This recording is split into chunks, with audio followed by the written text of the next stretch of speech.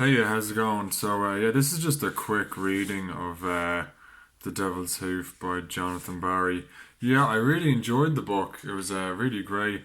Thought the descriptions were great. The dialogue was on point. I thought a lot of the imagery was really well described. And there was full of references of different historical places and persons. As someone who studies history, that was really well appreciated. But anyhow, just to give everyone a taster of the writing style, I thought I would read out page 9. Um, this is Daniel Parsons' part where he's, doing a self narration. So here he says, they say that the devil has the power to assume a pleasing shape, and if this is so, then I have seen his smiling face. You must not think that I exaggerate when I speak of such things, because, of the horrors which I now recount, I swear by all that is sacred to me, they are true. Of course, I realize that in the twilight of one's years, it can be easier to soften the distant memories of our past, but I could as soon forget my name as relinquish the burning images that return to haunt me from the shadows of these restless days. They were real, I was there, and I have survived to tell this tale.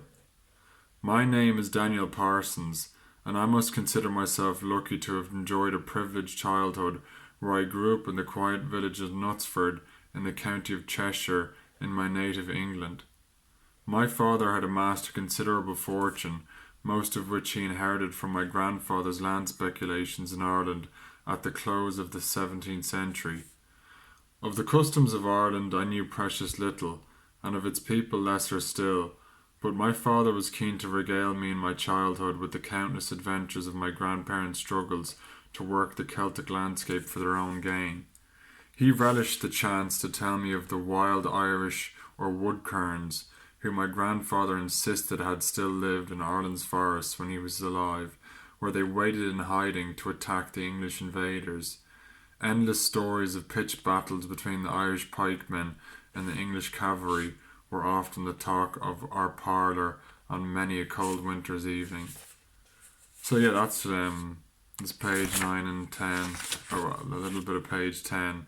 And yeah, here's just, I suppose, an example of the descriptions. I tend to look out for, small details like this. As the hooded monk clambered over the wet stile, I signalled to one of the redcoats to keep back the small group of stragglers that had followed us from the village. How odd a creature is man, I thought, that despite his dread of unspeakable terrors, his fears are as nothing compared to the power of his insatiable curiosity.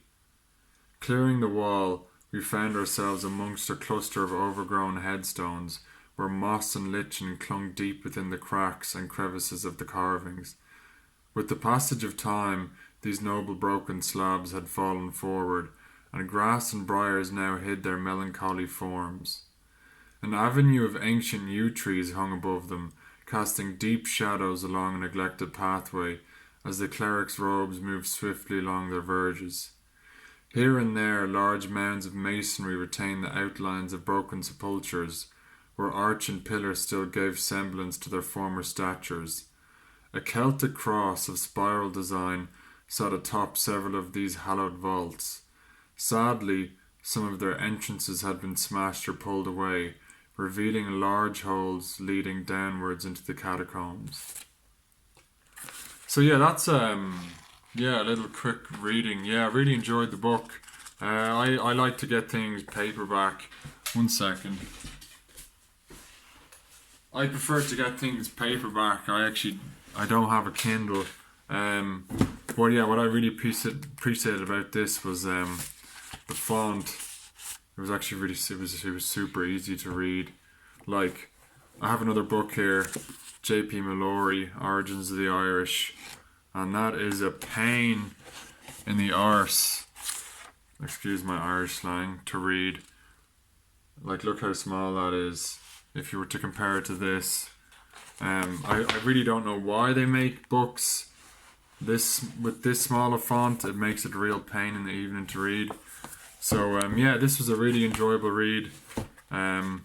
I'll enjoy dipping in and out of it in the evening times. I'm finished it now, but yeah, really good book. Definitely recommend. So yeah, that's the end of my review.